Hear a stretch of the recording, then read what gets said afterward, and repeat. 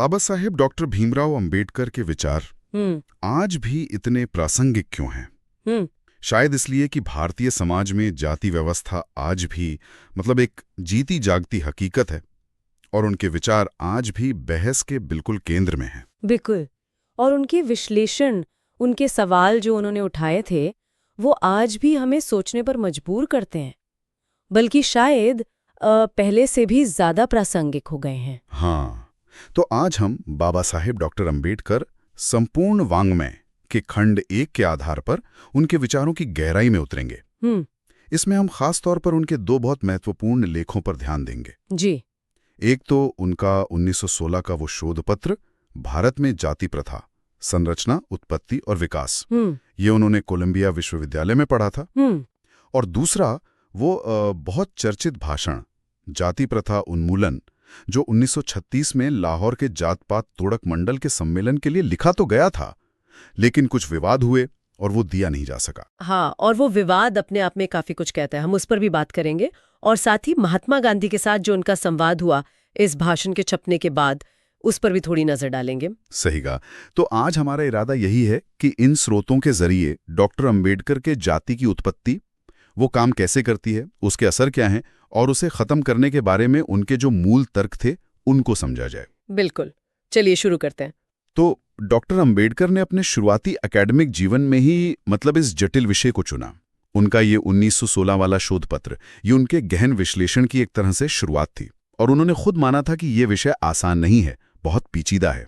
हाँ, उन्होंने लिखा भी है कि विषय जितना व्यवहारिक रूप से उलझा हुआ है, उतना ही क्या कहते हैं सैद्धांतिक रूप से भी भ्रामक है, इंद्रजाल जैसा।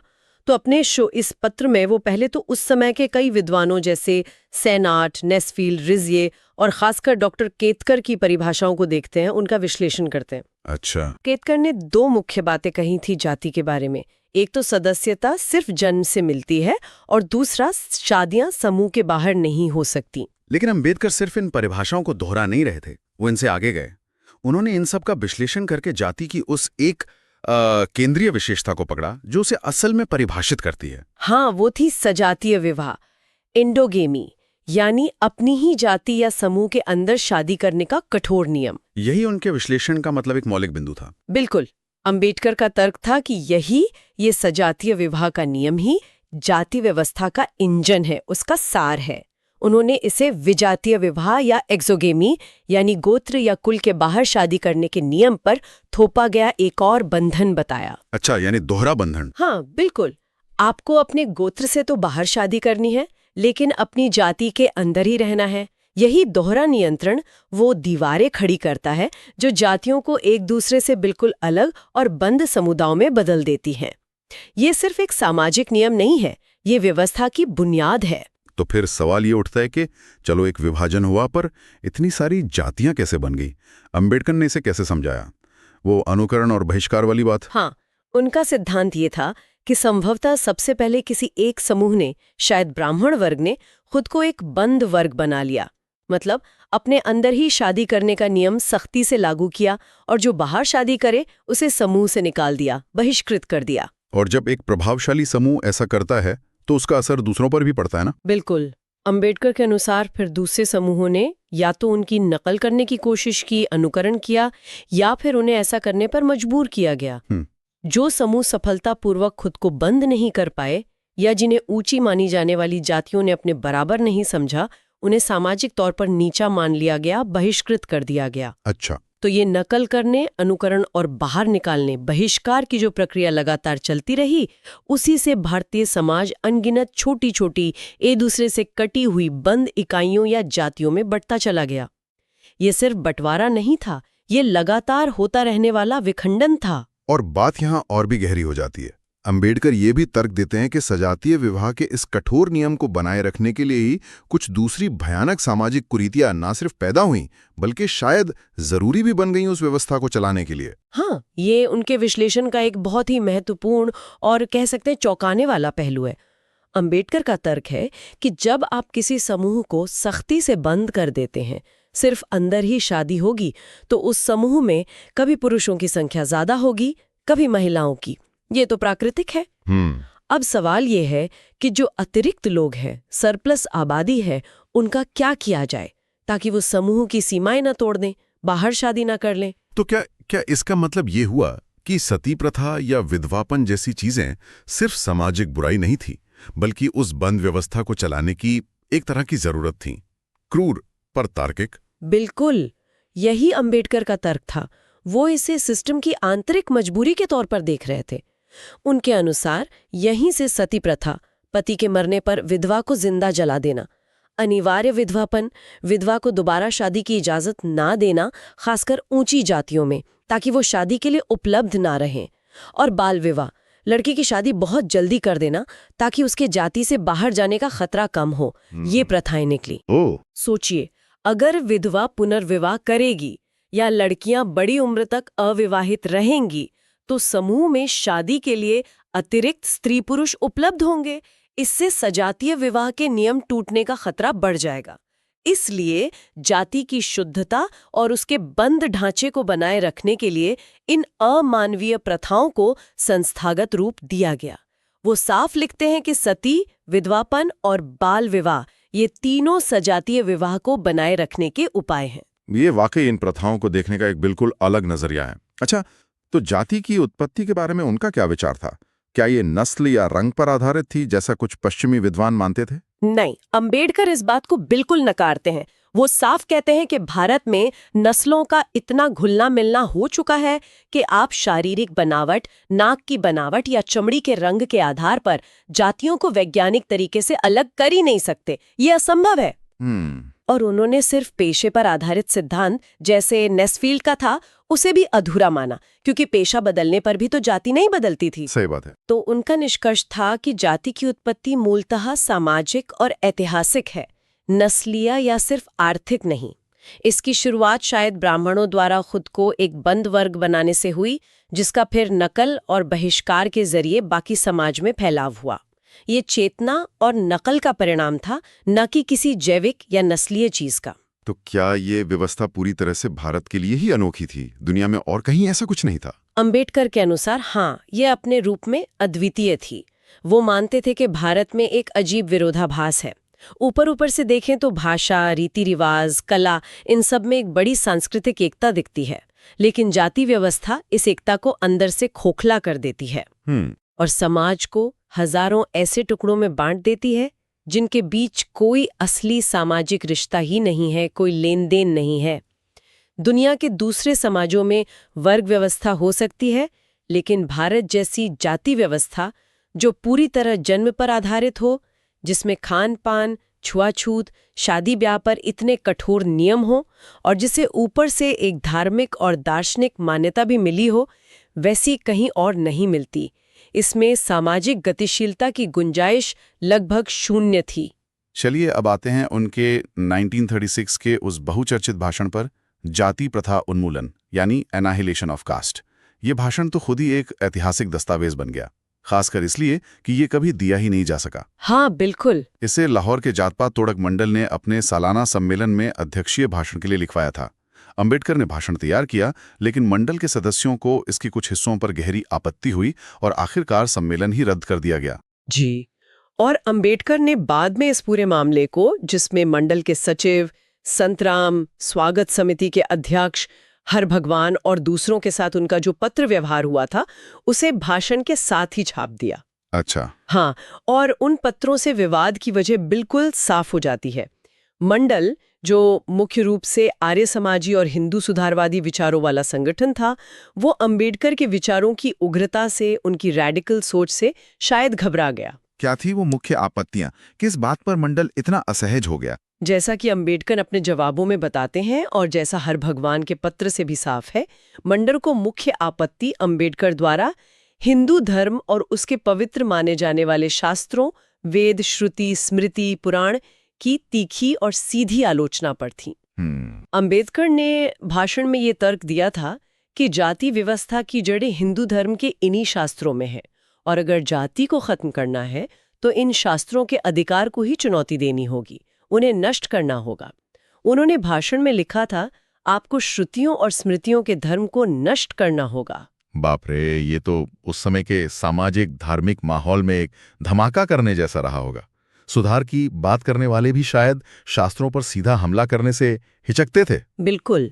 मंडल के सदस्य हालांकि जाति तोड़ने की बात करते थे, पर वे हिंदू धर्म के दायरे में रहकर ही सुधार चाहते थे। हर भगवान ने अपने पत्र में लिखा भी कि भाषण अनावश्यक रूप से उत्तेजनात्मक और हिंदू धर्म को कष्टकारी बनाने वाला है। उन्हें लगा कि अंबेडकर सुधार की नहीं बल्कि धर्म के विनाश की बात कर रहे हैं। और इसके अलावा एक और बात थी, अंबेडकर ने 1935 में येवला सम्मेलन में हिंदू धर्म छोड़ने की घोषणा कर दी थी। तो मंडल को ये भी डर था कि कहीं अंबेडकर उनके मंच का इस्तेमाल धर्मांतरण के पक्ष में या हिंदू धर्म पर और तीखे हमले के लिए ना कर लें। और अंबेडकर ने इन आपत्तियों पर क्या रुख अपनाया? क्या वो बदलाव करने को तैयार हुए? नहीं, बिल्कुल नहीं। अंबेडकर ने अपने भाषण में एक कॉमा भी बदलने से साफ इनकार कर दिया। उन्होंने कहा कि वो जो कह रहे हैं वो उनकी गहरी सोच और अध्ययन का नतीजा है। उनका तर्क था कि जाति की समस्या इतनी गहरी है कि ऊपर ऊपर के सुधारों से, जैसे साथ बैठकर खाना खा लेना या सहभोज या कुछ अंतरजातीय विवाह कर लेने से ये हल नहीं होगी। अच्छा। असली बीमारी तो जाति को मिली हुई धार्मिक मान्यता है, और जब तक उस धार्मिक आधार पर चोट नहीं की जाएगी, जाति का उन्मूलन असंभव है। उन्होंने कहा कि वे सिर्फ हिंदू धर्म की बुराइयों की आलोचना नहीं कर रहे हैं, बल्कि वे उस धर्म के मूल सिद्धांतों पर ही सवाल उठा रहे हैं जो इन बुराइयों को वैधता देते हैं। तो नतीजा ये हुआ कि भाषण रद्द कर दिया गया, लेकिन अंबेडकर रुके नहीं। उन्होंने इसे अपने खर्चे पर एक पुस्तिका के रूप में छपवाया। इस ऐतिहासिक भाषण के मुख्य तर्क क्या थे, संक्षेप में? ये भाषण बहुत ही विस्तृत, तार्किक और असरदार है। इसके कुछ खास बिंदु अगर देखें तो, पहला, जाति श्रम का विभाजन नहीं, श्रमिकों का विभाजन है। ये बहुत महत्वपूर्ण बात है।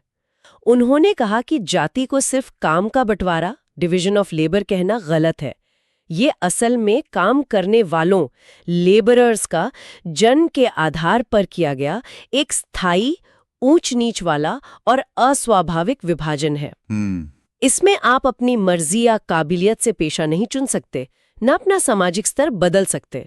ये व्यक्ति की प्रतिभा को रोकता है और समाज को जड़ बना देता है। दूसरा, जाति आर्थिक प्रगति में बाधक है, क्योंकि ये लोगों को उनकी पसंद या क्षमता के अनुसार काम करने से रोकती है, उन्हें जन्म वाले पेशे में बांधे रखती है, चाहे उसमें कोई भविष्य हो या न हो। इससे बेरोजगारी बढ़ती है। ये पूंजी और श्रम की आजाद आवाजाही में रुकावट डालती है, जो किसी भी आधुनिक अर्थव्यवस्था के लिए जरूरी है। सही। और सामाजिक स्तर पर? तीसरा, जाति सार्वजनिक भावना, पब्लिक स्पिरिट को मारती है। ये समाज को हजारों दुश्मन खेमों में बांट देती है। इससे किसी भी तरह की सामाजिक एकजुटता, राष्ट्रीय चेतना या सामूहिक हित की भावना पनप ही नहीं पाती। हर जाति सिर्फ अपने छोटे से स्वार्थ के बारे में सोचती है। उन्होंने मराठा साम्राज्य में पेशवाओं के समय का वो उदाहरण दिया, जब अछूतों को दिन में पूना शहर की सड़कों पर चलने की मनाही थी, ताकि उनकी परछाई से कोई सवर्ण अपवित्र न हो जाए। हाँ, बिल्कुल। ये दिखाता है कि जाति कितनी अमानवीय हो सकती है। चौथा बिंदु क्या था? सामाजिक सुधार राजनीतिक सुधार से पहले जरूरी है। अंबेडकर का ये दृढ़ मत था कि राजनीतिक आजादी का तब तक कोई मतलब नहीं जब तक समाज अंदर से जाति जैसी बुराइयों से बटा हुआ और बीमार है। एक अन्यायपूर्ण समाज सच्चे लोकतंत्र को कायम नहीं रख सकता। पहले समाज को ठीक करना होगा। और उन्होंने समाजवादियों की भी आलोचना की थी। हाँ, पांचवा बिंदु यही था, समाजवादियों के आर्थिक निर्धारणवाद की आलोचना। उन्होंने उस समय के समाजवादियों की इस सोच का खंडन किया कि सिर्फ आर्थिक व्यवस्था बदलने से, जैसे पूंजीवाद खत्म करने से, जाति अपने आप खत्म हो जाएगी। अंबेडकर ने कहा कि भारत में धर्म और जाति सिर्फ अंधविश्वास नहीं है, ये खुद ताकत, पावर और प्रतिष्ठा, स्टेटस के स्रोत हैं। यहाँ अपमान का आधार सिर्फ गरीबी नहीं, जाति भी है। इसलिए जाति पर सीधा हमला जरूरी है। इसे सिर्फ आर्थिक मुद्दे का बाई प्रोडक्ट नहीं मान सकते। बिल्कुल। और छठा, जो सबसे क्रांतिकारी तर्क था, धार्मिक आधार पर निर्णायक प्रहार की जरूरत। जैसा हमने पहले बात की, उनका मानना था कि जाति की असली ताकत उसकी धार्मिक मान्यता में है, इसलिए उसे खत्म करने के लिए वेदों और शास्त्रों की पवित्रता और अचूकता की धारणा को ही तोड़ना होगा। और अंत में सातवां, उन्होंने अपने आदर्श समाज का खाका पेश किया, जो स्वतंत्रता, समानता और बंधुत्व, लिबर्टी, इक्वालिटी, फ्रेटर्निटी पर आधारित हो। उन्होंने बंधुत्व पर खास जोर दिया, जिसे वो लोकतंत्र का ही दूसरा नाम मानते थे, यानी समाज के सभी सदस्यों के बीच आपसी सम्मान और सहानुभूति का भाव। इसी भाषण में उन्होंने बुद्धिजीवी यानी इंटेलेक्चुअल वर्ग की भूमिका पर भी काफी कुछ कहा है ना? हाँ, ये उनके विचारों का एक अहम हिस्सा है। अंबेडकर कहते हैं कि किसी भी समाज में बुद्धिजीवी वर्ग वो होता है जो दूर तक देख सकता है, समाज को रास्ता दिखा सकता है, लीड कर सकता है। आम लोग तो ज्यादातर पुरानी लीक पर ही चलते हैं। इसलिए किसी भी देश का भविष्य उसके बुद्धिजीवी वर्ग की क्वालिटी पर निर्भर करता है। लेकिन वो साथ ही चेतावनी भी देते हैं कि अगर बुद्धिजीवी वर्ग खुद ही स्वार्थी है या पुरानी रूढ़ियों का गुलाम है, तो वो समाज को सही दिशा नहीं दे सकता।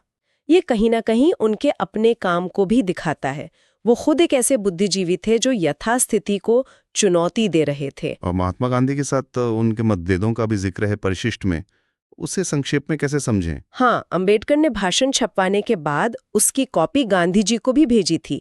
गांधी जी ने हरिजन में उस पर लिखा, फिर अंबेडकर ने उसका जवाब दिया। ये दोनों भाषण के साथ परिशिष्ट में छापे गए। मुख्य मतभेद कई बातों पर थे। एक तो वर्ण बनाम जाति पर। गांधी जी उस समय वर्ण व्यवस्था, जो उनके मुताबिक मूल रूप में कर्म पर आधारित थी, और जाति व्यवस्था, जो जन्म आधारित और बिगड़ा हुआ रूप थी, में फर्क करते थे और वर्ण का समर्थन करते थे। अच्छा। अंबेडकर वर्ण और जाति दोनों को नुकसानदेह मानते थे। उनका मानना था कि वर्ण से ही जाति निकली है, इसलिए दोनों को खत्म करना जरूरी है। दूसरी बात शास्त्रों की व्याख्या पर।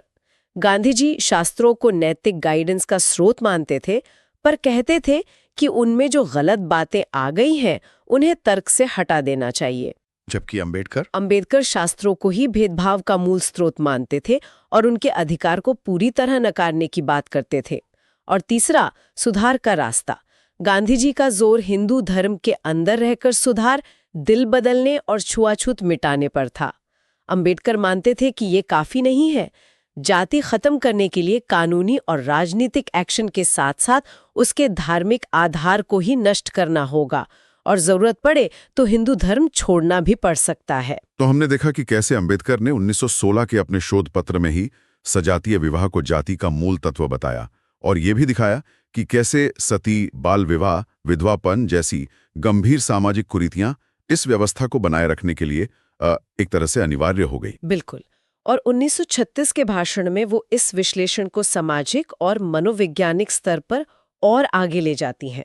वो बताती हैं कि जाति व्यवस्था सिर्फ एक सामाजिक बुराई या आर्थिक रुकावट ही नहीं है, बल्कि ये हिंदू समाज को अंदर से नैतिक और संगठनात्मक रूप से भी कमजोर बनाती है।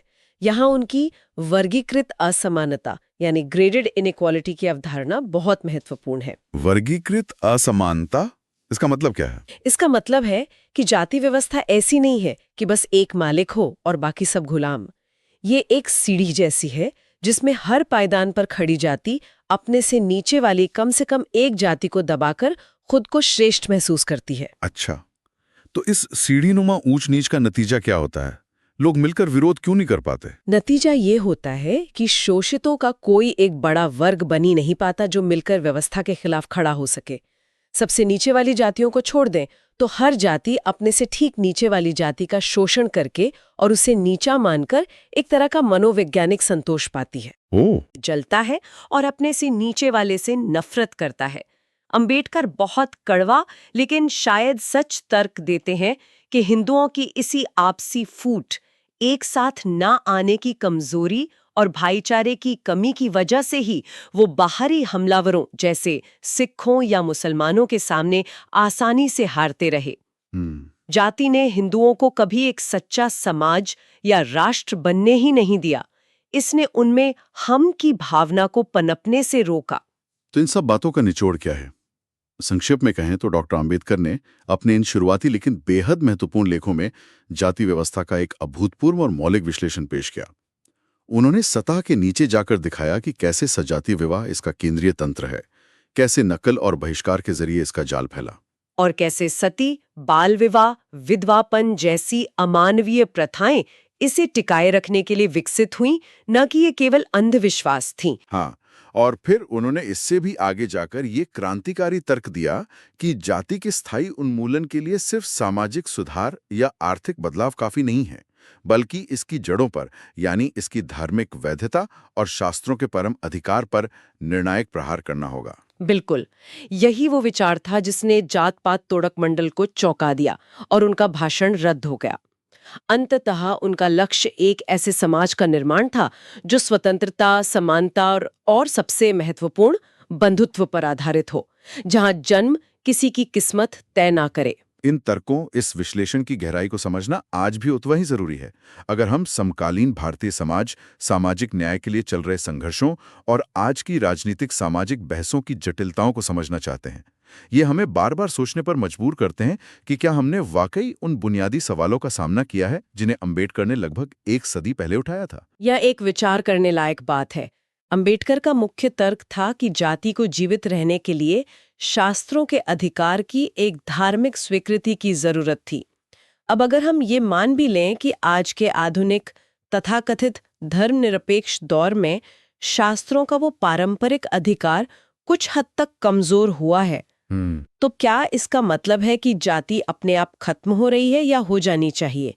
या फिर कहीं ऐसा तो नहीं कि जाति ने धार्मिक चोले से बाहर निकलकर या उसके साथ साथ सत्ता, राजनीति, पूंजी और संस्कृति के नए, ज्यादा बारीक और शायद ज्यादा लचीले रूपों में अपनी पकड़ बनाए रखी है? ये सवाल आज भी हमारे सामने खड़ा है। ये वाकई बहुत प्रासंगिक सवाल है। और एक और सवाल जो इससे जुड़ता है, अंबेडकर ने उस समय समाजवादियों की आलोचना की थी कि वो मानते थे कि केवल आर्थिक परिवर्तन ही जाति को समाप्त कर देगा। आज इतने दशकों के आर्थिक विकास, बाजार अर्थव्यवस्था के विस्तार और सामाजिक बदलावों के बाद ये बहस हमें कहाँ ले जाती है? क्या आर्थिक तरक्की ने जाति की जकड़न को तोड़ा है? या अंबेडकर की ये बात आज भी उतनी ही सच है कि जाति पर एक सीधा सामाजिक, सांस्कृतिक और वैचारिक हमला किए बिना उसका उन्मूलन संभव नहीं है? ये प्रश्न आज भी अनुत्तरित है और शायद अंबेडकर के विचारों की स्थायी प्रासंगिकता इसी में है कि वो हमें लगातार इन सवालों से जूझने के लिए विवश करते हैं।